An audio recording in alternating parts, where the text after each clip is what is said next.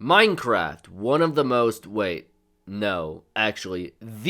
most successful game of all time. No matter what your thoughts on Minecraft are, this game is iconic. It is a giant within the industry. It has sold the most copies out of any game ever, and to this day, being a still very relevant and popular game. And with the success came with a lot of merchandising and turning it into a huge franchise, like making clothes, toys, books, because they expected their average fan to be able to read. But most importantly, spin-offs. There's a few of them that have released within the last decade, and it is mostly due to Microsoft, the evil corpo they are, buying Mojang and Minecraft, and are still making them to this day, with a recent one coming out just like 2 weeks ago as of recording this. Today I wanted to look into these Minecraft spin-offs and a bit of the history behind them, a little bit, and if they were even good. So before we get into this adventure, I want you to enjoy the video. That's all. Sit back and enjoy the video. Now let's get into the first game on the list.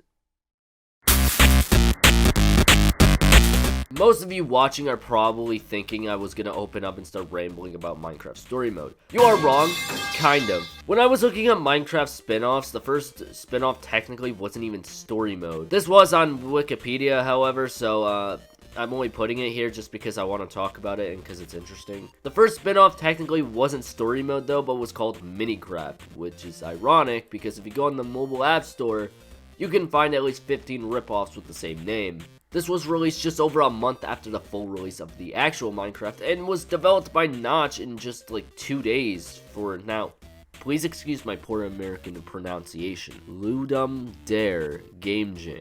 Now this game is actually available to play for free. However, when I tried to play it, the game stopped loading after 10 minutes, so I said fuck it. I couldn't find any form of gameplay on YouTube. I found like 2 legitimate videos on it because when I looked up Minicraft, God, I hate this site. In terms of gameplay, it looks like something like Legend of Zelda: A Link to the Past, but with Minecraft gameplay. You know, the basics: mine and craft and beating up animals. There is this kind of stamina bar there, and it runs out pretty quickly, but you can spam the space bar and attack things really fast. In the version I played, it had what I think was a hunger bar, represented by burger. The game is cute though, nothing too crazy. It is just 2D Minecraft, and that's it really.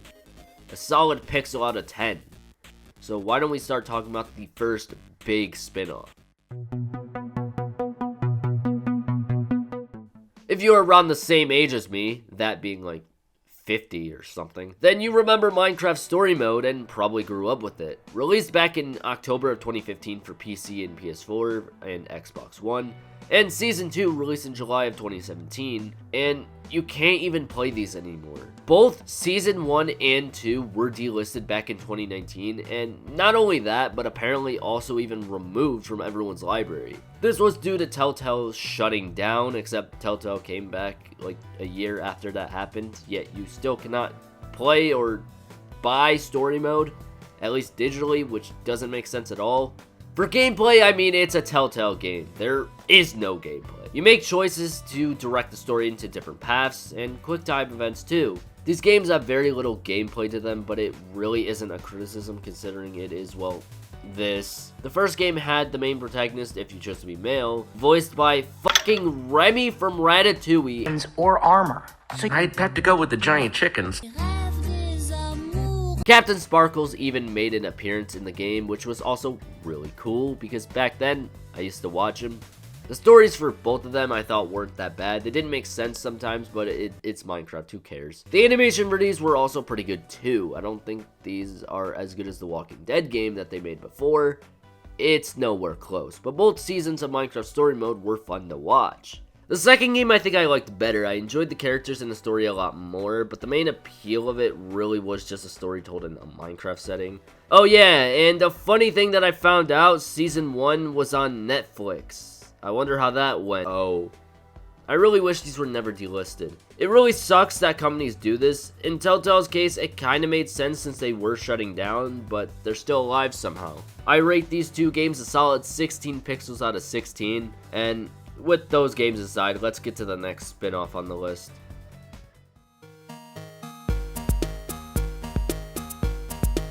Remember back in 2016 when Pokemon Go came out? So yeah, they decided to copy that. Minecraft Earth, released back in 2019. And it looks like this. It's been an hour and I'm still trying to comprehend what I'm looking at. It really is just kind of a weird Minecraft in real life kind of AR game. Just like games like Pokemon Go, Pikmin Bloom, and Fnaf AR, just to name a few. For gameplay, you have adventures where you can fight mobs and collect resources. And build plates, where you can build a plot of land, I guess. You also had daily, weekly, and seasonal challenges too, just like any modern free-to-play live service game that is trying to get you addicted to their game like cocaine. And just like any mobile game, it had microtransactions. The currency instead of mine coins, however, were rubies, I guess. There was also plans for the game to add the Nether and the End. Oops! The game was discontinued and shut down back in June of 2021, which apparently was due to the restrictions of going outside because of COVID-19. This is a reasonable shutdown, I guess. However, the world seems fine now, and plus Pokemon Go and Pikmin Bloom are still active, so like, could just bring it back. Now, if you're wondering what happened to the people that stupidly spent money on the game, well, surprisingly,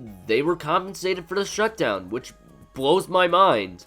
If you did buy anything on the game, you received mine coins and a free copy of Bedrock Edition on your Xbox account. Yeah, Bedrock kinda sucks ass, but a free game is a free game. Stop crying. It's still better than what Respawn to Apex mobile players, at least. It does suck when something like this happens because in this case, it didn't need to shut down. I think it still would be thriving like Pokemon Go. Not as much, of course, but it would still be doing decent. Rest in peace, Minecraft Earth. You were probably missed. I rate this game a solid pork chop out of 15. And with that, let's move on to the next spin-off.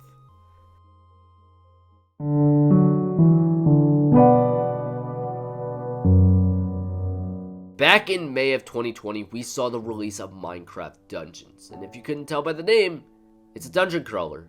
I know, crazy to think about. And honestly, it's decent. It plays like most dungeon crawlers do. There are a bunch of different weapons, some having special effects with them, some don't. You got melee weapons like a big-ass hammer, claymores, or even dual sickles. You even have bows for ranged combat. Some shoot regularly and some shoot 3 arrows at once. There's also artifacts, which are items that are like different abilities. Some spawn animals and other creatures to fight for you. Items that heal, stun, or even protect you. And an artifact that literally turns you into Goku. You can also get armor that also has different effects with each one and give you protection. The story is very simple. A 5'7" man named the Arch-Illager was rejected by everyone he met, and found an orb of dominance, and decided he would take over the world. There's a total of like 7 missions in the mainland, and I'll be honest, they look cool. They aren't like anything insane in terms of looks, but they just look nice, and I like looking at them. The Desert Temple mission is definitely one of my favorites. I liked playing it. It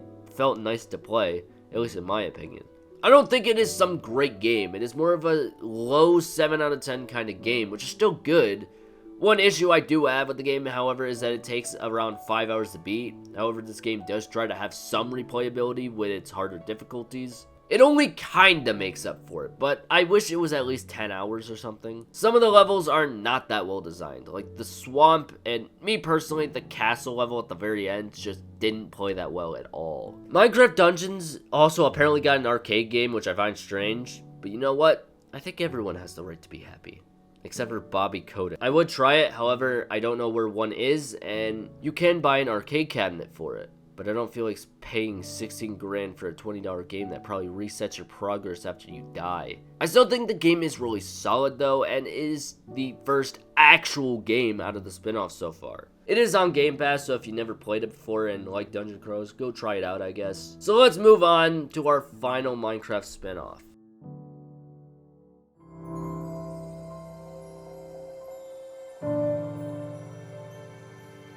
So our final and the most recent Minecraft spin-off, Minecraft Legends, released just 2 weeks as of recording this back in April 18th of this year, and I found it a little fun for the early hours of the game, but that doesn't make it good. The story, just like Dungeons, is pretty simple as well. Instead of a Minecraft hit, I mean Kanye, we got piglins attacking villagers because they just got bored, I guess. And you become a legend and save the world by saving the villages. For gameplay, it's also pretty straightforward. It is an RTS game. It is basically a Minecraft version of Pikmin, except worse in literally every way. And hell, honestly, it could be even blasphemy to compare the two. You can use these things to collect resources, and you can use resources to build stuff, like golem spawners. The golems act like Pikmin. You can only have 20 alive at a time, however. Just like the Pikmin games, you can use a flag to gather around your golems to follow you, tell them to stop following you, and send them to attack things. Or you can build the defenses,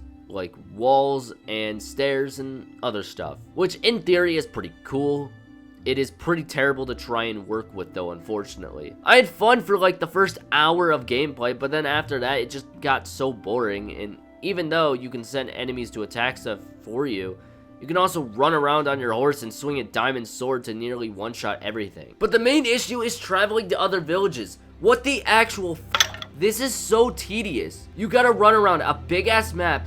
Can you fast travel? I only know you can travel to one middle area, but that's like it. Graphically, the game is sometimes cool and most times bad. It has this weird cel-shaded effect in some spots. It looks alright, but in others, it looks god-awful. You have a regular story mode too, and versus mode, which sounds kind of awful to be honest. You also have a fucking marketplace with microtransactions. This game costed $40, by the way. Yeah, it's $40. This game is just not worth it for the price you're paying. Despite having some nice things about it, I just dropped this game really quickly, which does suck. Legends supposedly only takes about 7 hours to beat, which, yeah, it's longer than Dungeons technically, but that doesn't really make it better, does it? I don't know though. It's on Game Pass, so if it interests you, then sure, go play it if you want. I can't stop you, and I'd rather you play it for yourself before having an opinion on something. And that's it. That was the most recent and last Minecraft spin-off to come out. For now. For the games that were actual games, they didn't have the best reviews and were considered rather just simply mid. With these games just getting like 60% or a low 70, there was the off chance of a high 70, almost an 80, but were mostly just kind of like okay. Except for Minecraft Legends on the PS5. PlayStation fans really did not like that. As an Xbox representative, I hear you. I am sorry, and I will do it again. After going through some of the research for these games, it was kind of surprising there was this many spin-offs within the last decade, and these really only started after Microsoft bought Mojang, so it's pretty obvious why that was. The games were just alright. Story mode I thought was fine. It was fun, but wasn't much of a game. Dungeons I thought was fun, but it really wasn't that great, and it's just kind of a low C tier of a game. And Legends, yeah, no, this game should have just been scrapped or delayed because it's way too janky for its own good. I'm still just sad that story mode was delisted. I couldn't find a physical copy despite going to several stores that sell games, which just made the pain even worse. But yeah, it was a fun, tiny little rabbit hole to go down. And by the way, I shouldn't have to say this, but if you liked any of these games, that is great. I am happy for you. Keep being you. Do not listen to me when I criticize these games. This is just my opinion. People for some reason seem to think that when I say my opinion, I'm stating it as a fact. I am not. I know, shocker. But yeah, that is the weird world and weird history of Minecraft spin-offs, I guess. There is most definitely going to be more in the near future. Hell, I'm surprised we didn't even get a Minecraft runner game, or even a Battle Royale game. Will I be hyped for future spin-offs?